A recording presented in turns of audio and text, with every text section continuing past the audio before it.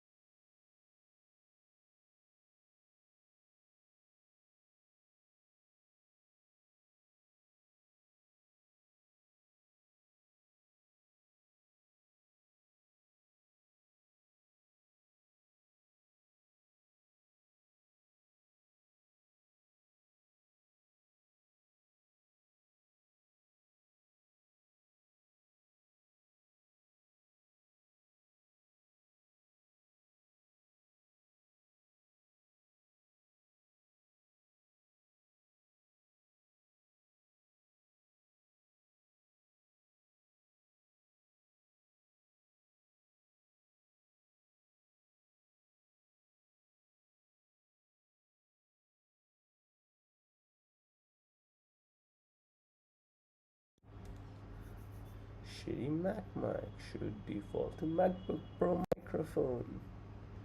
There you go. Okay. Now you can hear me, but from a shitty MacBook mic instead. Until my actual good mic fucking updates, which it's been like more than half an hour.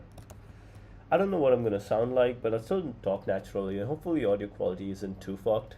Because I mean, people do join meetings with the Mac. I did for a long time too.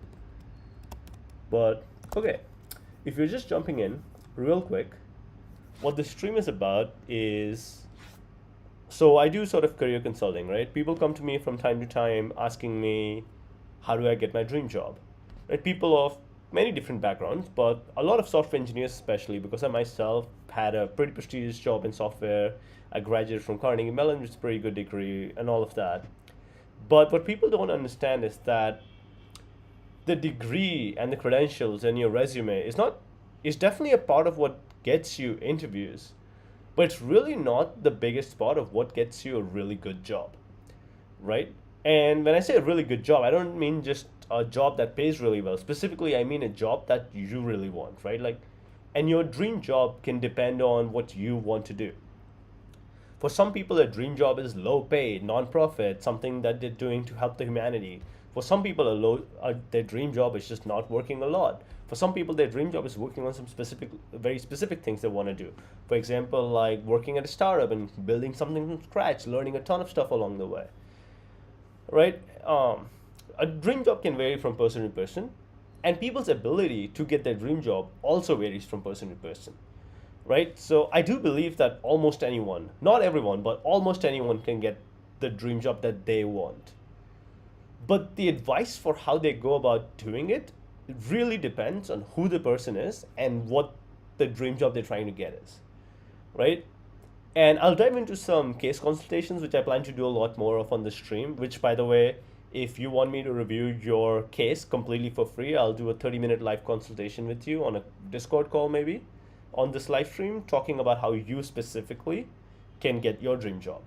And seeing actual examples of how you can get your dream job will help other people get a path towards there too. So it makes for good stream content where everyone can talk and learn from it, right? But I wanted to start off with some general advice that I give people. And the problem with a lot of general advice with the job search, especially with the job market now down, you see so many YouTubers giving YouTube videos and such. But I like to start with an analogy, right? Because a lot of advice can feel vague and arbitrary a lot of the time. But a good analogy is always thinking about something like baseball. So if you go to a baseball coach and say, hey, I want to play in the MLB, and I play a little bit of baseball with my high school friends, but I've never played in like a real league. I've never gone to a coaching program.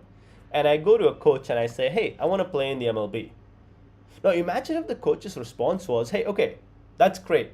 Make sure to apply to as many teams as you can. Make sure to network with the team players. Like, bro, that is fucking bullshit, right? People who are sitting there all day just doing like LinkedIn applications are just missing the point entirely. The point is to throw a really good fucking ball. If you can throw a ball really fast, the teams will find you. If you become a really good software engineer, then companies will find you, right? You can try to game the system, like you can use AI to create resumes and then companies fight back by using AI to review the resumes and so on. But ultimately, what the company is trying to figure out from all of the interview process and screening is not to fucking make you miserable. It's to find who throws the ball really fast. And when it comes to software engineering, your actual skill can very easily get obfuscated in so many things like your career and your roles. But what the person hiring you is really trying to understand is just like, can you do the job that they need you to do, and can you do it well? And the better you get at helping them understand that you can do it, the more easily you can kind of throw all of the frameworks out of the way, like the interview process, everything. A lot of times, like I've gotten jobs where I've skipped interview rounds and such, where like the interview process is just a heuristic, right? And if you can help them, they will help you. They don't want to interview 100 fucking people for the job. They are like, the interviewer is sitting there crossing their fingers, hoping that You are the person that finally is just good enough that they can just give you the job and be done with interviewing, right? So, what you need to do is just learn to throw the ball really fucking fast. How do you do that? Well, you do that by becoming a good software engineer, right? And then the question becomes, how do you become a good software engineer? And really specifically, what your dream job is, how do you fulfill the role that for that dream job? Right, so that's kind of the opener I wanted to give you, and then we can talk more about what that dream job looks like for different people, and then we can do a case study of how you can break down your goals. Right, is say you have a dream job of becoming like a really specialized backend engineer for Nvidia, working on their like GPU level hardware architecture. That is an achievable goal. You just need to study some more specific things for it. You need to understand what you actually need to know, what they actually want you to do at the job. And again, job descriptions are not like the job descriptions they post on the websites are not the best place for this. Because a lot of times the job descriptions themselves are going to be either AI generated or lazily written by the engineer or sometimes even written by the recruiter. Right? The job descriptions don't even really understand what they want the person they're hiring to do. The interviewer does. So one way to understand is if you know people in the industry, or you can reach out to people on LinkedIn and understand what they do during their day. You need to first understand what the job's requirement actually is, right? You can look up YouTube videos on how GPU architecture works, and the more you kind of learn about this field and adjacent stuff, the more you'll understand what the job will actually entail, and the better you'll be able to figure out what you actually want to study, right? So then you can, once you understand what the job needs, then you can improve your skill sets along the same lines. But on top of this, a really common trap people fall into is specialization. They think, both the interviewers and the interviewees both think that specialization is something they want. But that's not actually true. So I read this really interesting book called Range recently. When I say read it, I meant like 10% of the way through.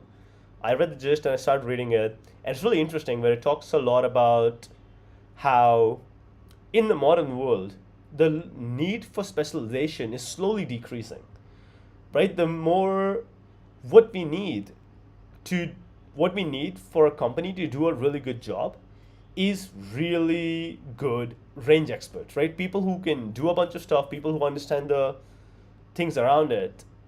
And I can give you a couple simple examples to sort of visualize this because this advice sounds a little bit weird when I first say it to people.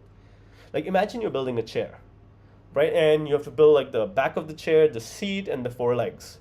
Now, if I hired three really good professionals, one of whom was working on the back of the chair, one of whom was working on the seat, and one of whom was working on the legs, they can't see each other's work because they're all working on it at the same time in separate places.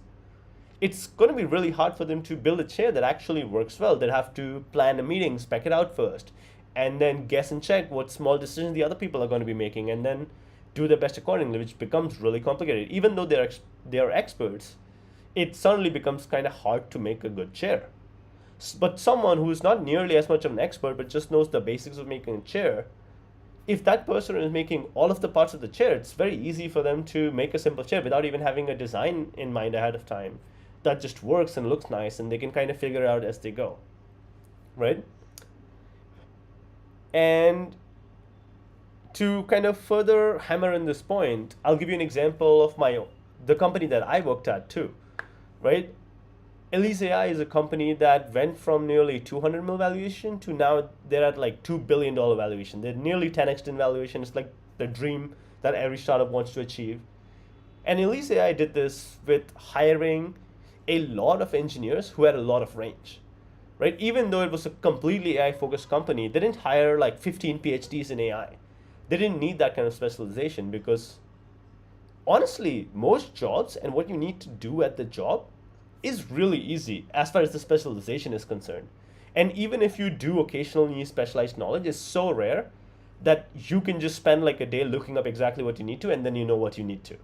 Right? There is really no need to have like a 7-year degree to know every possible edge case you can encounter ahead of time. You can kind of just learn as you go.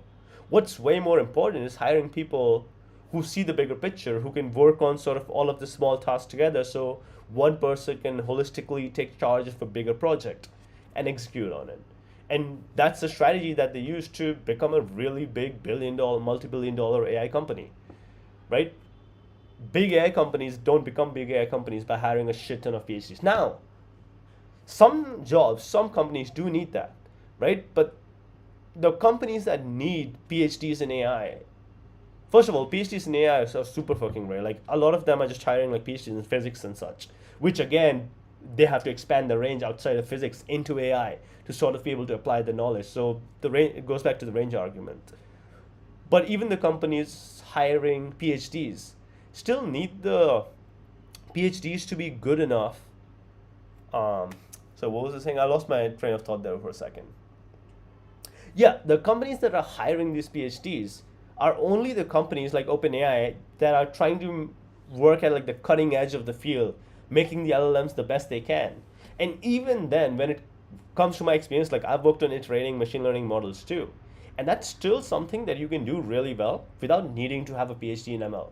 And in fact, if you have a little bit of more knowledge around other things like how to use machine learning libraries well, because they all work in Python.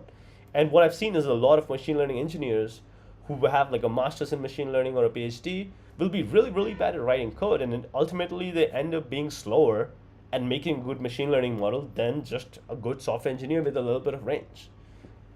Right? So that's my thesis and argument for today. That's really all I wanted to talk about kind of in this intro.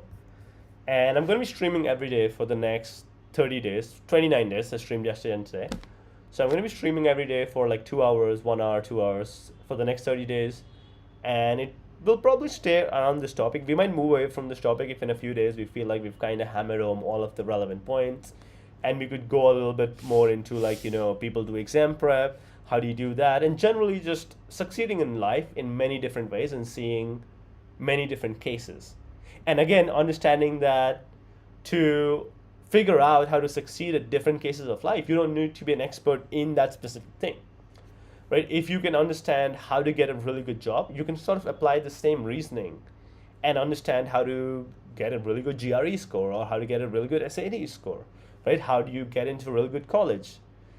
Really, it comes down to breaking down the problem into understanding what you're trying to achieve, what actually matters in what you're trying to achieve, and then working backwards to figure out how can you do the thing, right? Like MIT, who is MIT trying to recruit, right? MIT wants to find people who are creative, who have gone above and beyond in their own fields before even graduating high school.